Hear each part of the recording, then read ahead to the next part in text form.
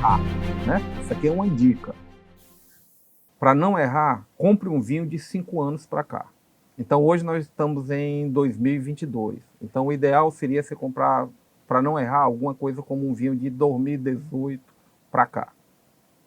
Sem nenhum problema, né? Você vai estar tomando um vinho no momento certo para tomar, sem ter o perigo de você comprar um vinho avinagrado. Então, várias vezes eu comprei vinho que era de 2010, 2005. Então, você vai animado pelo preço e, de repente, o que é que você vê lá? Um excelente vinagre para temperar a carne, porque para beber mesmo ele não serve. Para você ter uma ideia, o Titanic, recentemente foi descoberto vários vinhos, vários carregamentos, várias caixas que encontraram nos escombros do Titanic, que eram vinhos da Alsácia, na França. Então, vinhos ainda em excelente qualidade. Claro que no fundo do mar, mas vinhos excelentes e com qualidade muito boa. Esse vinho ele é exclusivo, porque esse ficou no fundo do mar, numa Exclusivíssimo. adega completamente inusitada, não é? E altamente climatizada. Pode crer, né? 100% da mesma Altamente temperatura. climatizada, né? Então, Ah, temos isso aí. e a melhor temperatura, doutor Jean? 16 a 18 graus. Qual é a temperatura ideal? Olha, Especialmente para Teresina. para Teresina, né? Isso aí é um aspecto que a gente tem. Eu não me ligo muito nessa coisa da temperatura, de ficar medindo. O que é que eu coloco? Eu tenho uma adega, né? Geralmente essa adega ela está em torno de 16, 18 graus. Mas quando eu vou tomar um vinho, eu ponho na geladeira. Se você não tem adega, põe o vinho na geladeira. Tá? Então, quanto tempo eu vou deixar na geladeira? Deixa lá. Antes de você servir, você tira um pouquinho antes, porque não é interessante quando você for tomar a taça ficar condensada. Na hora que ela está condensada, aquilo dali vai estar comprometendo os aromas e o sabor do vinho também. Você não vai sentir todas as propriedades do vinho. O que é esse condensamento? É aquela canela de pedreiro, como se chama, tá? Então, enquanto a taça estiver daquele jeito, não convém você tomar. Como é? Eu não entendi direito. Às vezes a pessoa ela põe o vinho muito gelado na taça. Entendi. E a taça ela fica condensada, Sim. tá? Então aquela condensa, enquanto está condensado, você está vendo aquela coisa cinzenta. Sim. Se você for sentir o aroma do vinho, ou se você for tomar o vinho, você não vai sentir 100% o aroma e o sabor dele, porque Porque tá ele muito fica frio. porque ele está muito frio, tá? Teve uma época, inclusive, que eu abri um vinho branco e foi no auge da pandemia. E esse vinho ele estava muito gelado. E quando eu tomei, eu pensei que eu tivesse com Covid, porque eu não sentia nenhum aroma e nem sentia o gosto dele. E Interessante. com o passar do tempo, ele foi esquentando o vinho. Aí abriram-se os aromas, abriram-se os sabores. Então, uma dica que eu dou, vinho tinto principalmente, não tome o vinho tinto enquanto ele estiver com a taça gelada. Muito bem. Eu já coloquei, claro, por desconhecimento, no congelador vinho, achando que ele era muito melhor super gelado, não é? E percebi que tem uns vinhos que congelava, dependendo do tempo, e outros que não congelava. Isso é a qualidade do vinho ou alguma substância A que... quantidade de álcool, né? A gente sabe que quanto mais álcool, menos a possibilidade que ele tem de congelar. Mas é um sacrilégio que você faz colocar um vinho no congelador. É um... Por mais quente que Teresina seja, jamais coloque um vinho no Isso é um congelador. E crime. é um crime. E nem coloque gelo dentro do vinho. A não ser que na embalagem ele oriente. Tem alguns vinhos brancos, alguns vinhos rosés, que eles até orientam para tomar com gelo. Aí esse aí você põe uma pedra de gelo para tomar na piscina, para tomar na praia. Doutor Jean, como identificar um bom vinho? É pelo preço, pela cor, pela marca, o fundo da garrafa, a safra, a região? Como é? Como faz? Um leigo assim, de cara, vai comprar um vinho, eu queria não errar muito. O que eu faço? Vou por onde? Nos cursos que eu dou, eu geralmente falo, pessoal, quando ele vai adquirir o vinho no supermercado, né? Ele está numa prateleira de supermercado e às vezes algumas pessoas elas ficam até ansiosas, né? Procurando esses vinhos e ficam envergonhados e tem medo de pegar alguma coisa. Veja o seguinte, para você diminuir as chances de você comprar um vinho ruim, a primeira coisa tem que ser um vinho acima de R$ 80. Abaixo de R$ 80, você vai estar tomando um vinho que talvez não tenha uma qualidade muito boa, tá? Um vinho acima de 80, um vinho de 5 anos para cá. Se você puder comprar um argentino ou um chileno, é muito mais interessante do que você comprar um francês, porque a carga tributária da Europa para cá, ela encarece em 7 vezes o valor do vinho. Uma dica do economista aí. Então é mais interessante você comprar um aqui do Mercosul, do Chile ou da Argentina, ou até mesmo um nacional, nessa faixa de preço acima de R$ 80, que você vai estar comprando um vinho de qualidade, né? Sendo de 5 anos para cá, não tem medo. Os vinhos chilenos são muito bons, os argentinos também. Então, a possibilidade de você errar, ela é mínima se você considerar isso aí. Acima de R$ 80, de 5 anos para cá. Muito bem. É muito interessante. No Brasil, qual é os melhores vinhos brasileiros? A gente tem, lá na região do Vale dos Vinhedos, a gente tem da uva Merlot. A gente tem na Campanha Gaúcha o Taná, que já faz fronteira com o Uruguai, que é uma uva altamente tânica, é uma uva ideal para você consumir com churrasco, né?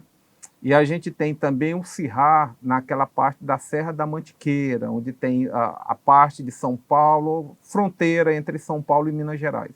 Aqui dali tem Syrahs assim excelentes. E o vinho branco a gente tem na área de São Joaquim, em Santa Catarina, porque a Sauvignon Blanc, que é essa uva emblemática, branca, ela se dá muito bem com clima frio, porque ela é muito ácida, né? Então, São Joaquim produz Sauvignon Blancs assim, premiadíssimos. Se você gostar de um vinho branco, é dessa região que você vai. Muito bem. O fundo da garrafa e a rolha de cortiço contam para decidir um bom vinho? Identificar um bom vinho? Não, isso aí muitas vezes eles utilizam como sendo um diferencial. Mas eu acredito que isso aí tem muito mais a ver com um marketing, com uma tradição, do que propriamente com uma técnica ou regulação. Um item de qualidade. Um item de qualidade. Agora, com relação à rolha, a gente vê o seguinte: quanto mais bem elaborada a rolha, você pode ter certeza que dentro da garrafa tem vinho de qualidade. Se você pega uma rolha de aglomerado, ou então pega uma rolha sintética, o cuidado que ele tem com o vinho, com o conteúdo desse vinho, com o líquido, é menor. Não resta dúvida que é menor. Agora, se você tem uma rolha bem elaborada, uma rolha com design, pode ter certeza que ele cuidou de todos os detalhes, né? Mas veja só, a rolha sintética garante a mesma qualidade de uma rolha de cortiço? Garante a mesma qualidade, em muitos casos até maior. A gente tem hoje em dia, principalmente vindo da Austrália, o que a gente chama de screw cap, que é aquela rolha rosca, né? Aquele screw cap, porque a Austrália ela tem toda uma preocupação ambiental. O sobreiro, que é onde vem a cortiça, você precisa de 10 anos, pelo menos, para a produção daquela casca que vai fazer uma cortiça. Tá? 10 anos, Então, o que é que eles... Na Austrália, a preocupação ambiental deles, a preocupação ecológica, faz com que, desde a década de 80, 90, eles estão trabalhando já com screw cap. Então, quase todos os vinhos australianos e da África do Sul, eles vêm com screw cap, que é essa rosca, né? E isso aí, ela veda, você pode deixar o vinho acondicionado na geladeira, né, por muito mais tempo, por conta da vedação que a rolha propicia. Muito bem. Tem um ritual adequado, certo, para abrir uma garrafa de vinho? Como acontece? Poderia demonstrar para a gente como segurar a taça, onde pegar, como balançar a taça, enfim. Existe todo um ritual correto ou isso é muito solto? É o seguinte, o sommelier ele precisa estar sabendo de todo esse ritual. Para quem é o enófilo, o bebedor de vinho, a preocupação que se precisa ter, basicamente, é o seguinte: a taça você vai segurar pela haste, né? Uma vez segurando pela haste, e o que você colocar do vinho, ele não pode ser superior ao bojo, que é essa parte mais larga aqui da taça. Então, quando você for servir, não é miserabilidade, mas você vai colocar abaixo da parte mais larga. Por que isso aí? Exatamente para permitir, para quando você for circular o vinho, onde esse vinho ele vai atritar com as paredes internas da taça e soltar os aromas, né? Liberar todos aquela coisa positiva que esse vinho tem, os atributos, as qualidades e o álcool, o excesso de álcool. Na hora que você faz isso, se você encher a taça, vai derramar.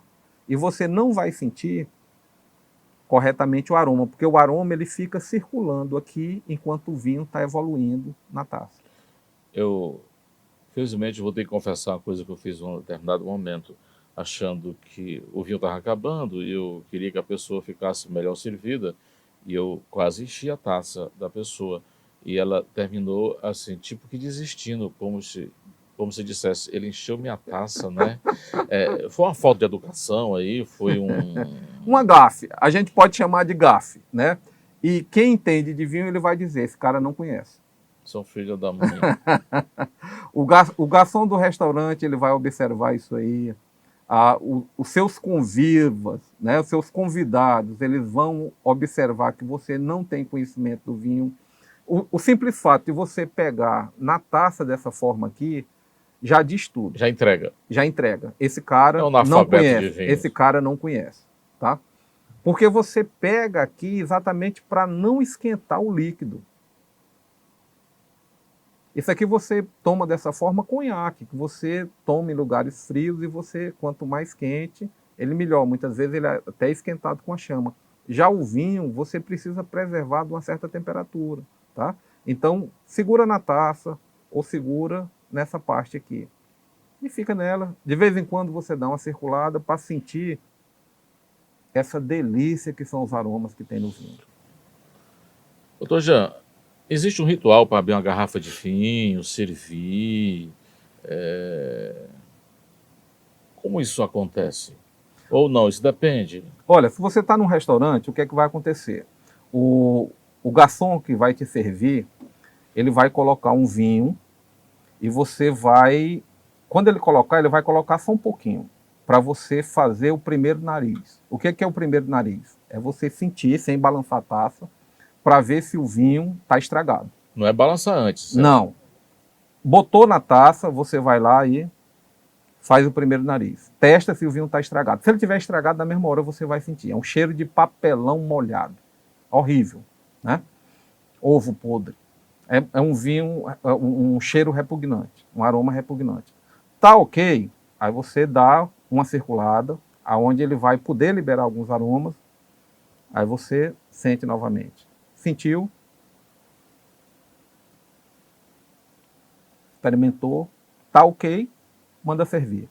Aí ele vai servir primeiro, se você tiver acompanhado de uma mulher, ele vai servir primeiro para ela, depois para você.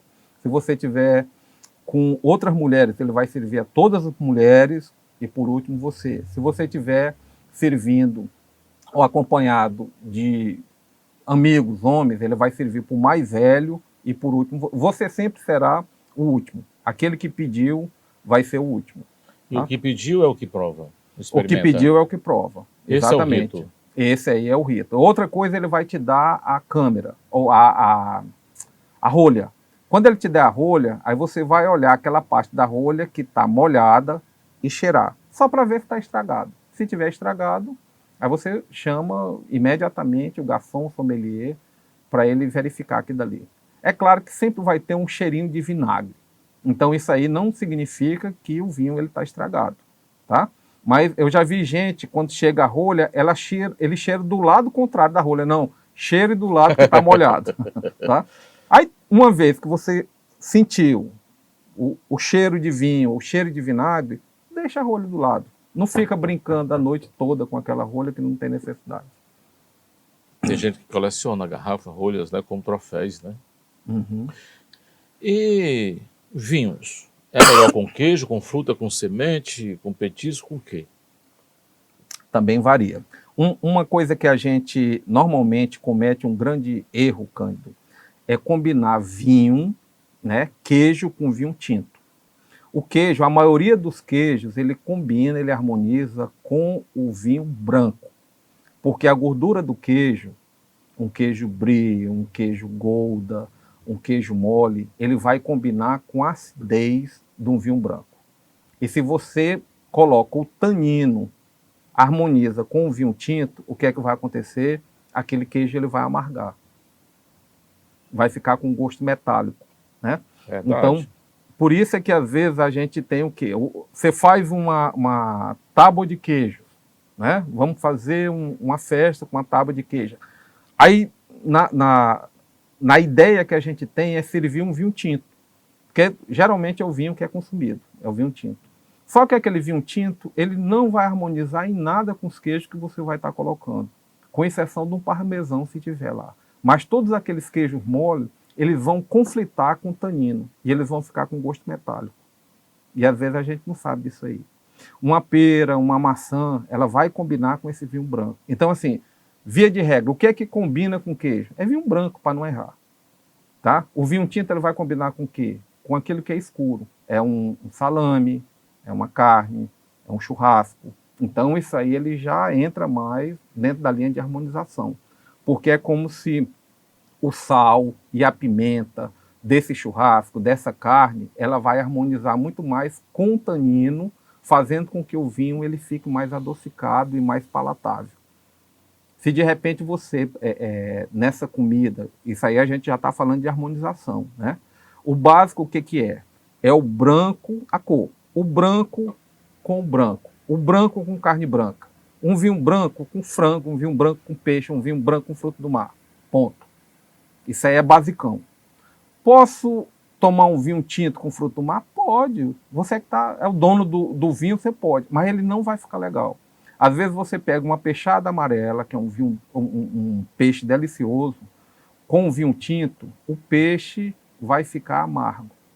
Ele vai ficar com gosto metalizado. Exatamente porque não vai fechar a acidez do peixe com o tanino do vinho tinto. Agora, se de repente esse mesmo peixe você vai harmonizar com o vinho branco, a acidez do Chardonnay, a acidez do Sauvignon Blanc, ele vai casar perfeitamente. Um camarão com a acidez do vinho branco, não tem coisa melhor, casamento mais perfeito. Tá? Então é só para tentar isso aí. O que é escuro vai ficar combinando com o vinho escuro, no caso do tinto. O que é branco vai combinar com carne branca, com frango e com frutos do mar. Esse negócio de começar a entender de vinho, dá para pegar muita gente? Impressiona. Impressiona. Se você chega com a gata num restaurante e o sommelier te coloca, você pede a carta de vinhos e você não treme e vai exatamente com o vinho com segurança, a gata vai ficar impressionada. Mesmo que ela não entenda? Mesmo que ela não entenda, porque você vai mostrar segurança. E principalmente se você, quando fizer o pedido, você olha para o garçom e pergunta, está adegado? Está adegado. O que significa estar adegado? Que está guardado numa adega, que está refrigerado. Aí ela vai ver, poxa, esse cara conhece. Agora também, chegar numa festa de noite e só existir frios, queijos, na verdade, e o vinho tinto, a partir de agora, com essa informação... Coma seu queijo e tome seu vinho tinto e seja feliz. E pronto. E pronto. Mas o ideal... Não vá se tornar um enochato. Você é um conhecedor. Talvez os outros não conheçam, o anfitrião não conheça, mas você não vai ser um estraga-prazer na festa dele. Entendi. Fica quietinho. Ou não come. Então fica quieto. Onde devo comprar meu vinho? Na internet ou em lojas no Piauí? O interessante seria você comprar, você se associar a um clube de vinho, onde você vai ter vinhos muito bem escolhidos, com excelente qualidade, e se permitir a tomar vinhos que geralmente você não tomaria. Uma vez você não tendo isso, e está a fim de tomar um vinho, vá no supermercado. Nós temos rede de supermercado em Teresina que tem vinho de excelente qualidade. E para todo tipo de faixa de preço e de bolso possível. Não deixe de tomar seu vinho por conta disso aí, não. Muito bem. Quais são os países que oferecem os melhores vinhos na atualidade? A Europa, os vinhos do primeiro mundo, que a gente também chama vinhos do velho mundo. Estados Unidos, Chile, Argentina, África do Sul, Austrália, Nova Zelândia. Muito bem, dicas de ouro, hein? Para quem está com preguiça de ler e pesquisar sobre vinho, é só assistir esse podcast que vai ficar bem melhor do que era antes. Eu mesmo já estou muito melhor e mais entusiasmado para conhecer mais sobre vinho. Para os momentos, né? O que mais se adequa e como escolher vinho tinto, branco, espumante, rosé? Qual a melhor hora de servir? Existe isso? Vai muito de quem está oferecendo a festa, enfim. Se é de noite, se é de dia. Você tem de identificar qual é o motivo da festa. Se é um jantar romântico, se a sua intenção é juntar os amigos, se a sua intenção é um churrasco, se você vai fazer pela manhã, se você vai fazer pela tarde, se você vai reunir o pessoal na piscina, se você vai reunir o pessoal na praia, vai reunir o pessoal no banho de rio, vinho branco espumante não tem perigo de errar, né? Vinho branco espumante não tem perigo de errar.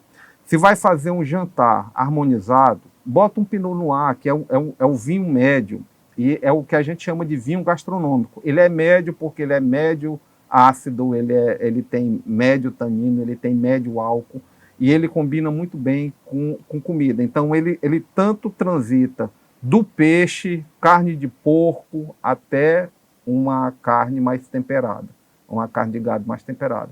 Então, se você colocar, é como se fosse um coringa, tá? Colocar um Pinot Noir para acompanhar um jantar, não tem perigo. Muito bom. Onde vocês possam realmente degustar aquele vinho. Porque a alegria vai contaminar tanto quando você estiver com outros amigos e a conversa e as risadas, que todo aquele sabor do vinho, todos aqueles atributos, eles vão ficar secundários e ninguém vai estar nem aí para o seu vinho. Interessante, não é? É uma dica de relacionamento também, não é? Gestão de gente amiga. Infelizmente está acabando esse papo, que poderia durar aí mais 4 horas, né, de conversa, porque o entrevistado tem bastante conteúdo, é muito rico, muito culto, por onde se puxa ele domina. Parabéns, Tojão. Eu sabia que você já era assim, agora estou sabendo muito mais sobre você, sabe? Eu conheci mais um pouquinho, né, desse tantão que você é. É um prazer para a gente, tá? Ter você aqui nesse bate-papo do nosso programa. Não, um prazer é meu e uma honra muito grande, Cândido, da gente estar disseminando e estar desmistificando, sobretudo, essa coisa do vinho, para tirar esse rótulo de que vinho é uma coisa muito elitista. É uma bebida que está aí. Na pandemia se bebeu muito vinho, né? Aumentou-se muito o consumo de vinho no Brasil, e é uma forma que a gente tem, os cursos que eu dou, inclusive, é para que as pessoas possam estar conhecendo melhor esse mundo dos vinhos, possam estar se permitindo a experimentar vinhos. A gente tem a degustação de 5 vinhos diferentes nesse curso que eu dou, né? Normalmente ela acontece um sábado por mês, de 14 até as 18 horas, e nesses cursos a gente experimenta um espumante, um vinho branco, um vinho tinto, um Pinot Noir, um Malbec e um vinho do Porto, que é um vinho sobremesa, né? Aí depois a gente faz a harmonização com queijo, com frutas e com chocolate amargo, exatamente para fazer o arremate final e a pessoa tangibilizar aquilo que ela aprendeu na teoria durante o curso. O tempo todo a gente vai conversando e a gente vai experimentando, degustando e ampliando a consciência sobre esse mundo dos vinhos.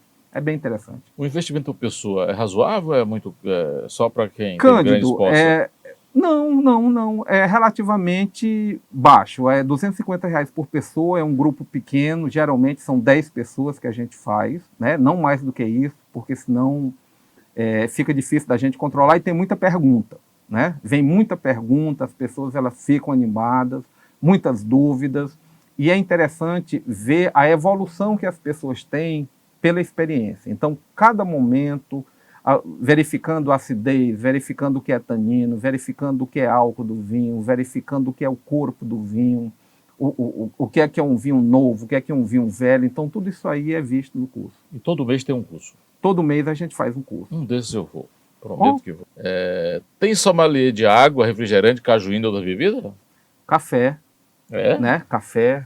Tem sommelier de azeite, né? Então tem muita degustação de azeite que o pessoal faz com azeite, com café. Os baristas, eles fazem muito isso aí também. Que inclusive tem muita, Cândido, muita variedade de café também. São coisas que geralmente a gente nem atenta, né? Então tem especialistas que trabalham exatamente com isso aí. Também sou encantado por café. Mas E com cerveja também, né? cerveja, Quantas né? pessoas trabalham já com cerveja, essas cervejas artesanais, que Legal. é um outro nicho que aparece e que oportuniza trabalho para as pessoas E aqui também. deu uma explodida, né? Isso, né? Sim, Tem sim, várias com cerveja. cervejarias pequenininhas aí, artesanal, Uhum. colocando esses produtos no mercado, até de caju, não é? Exato.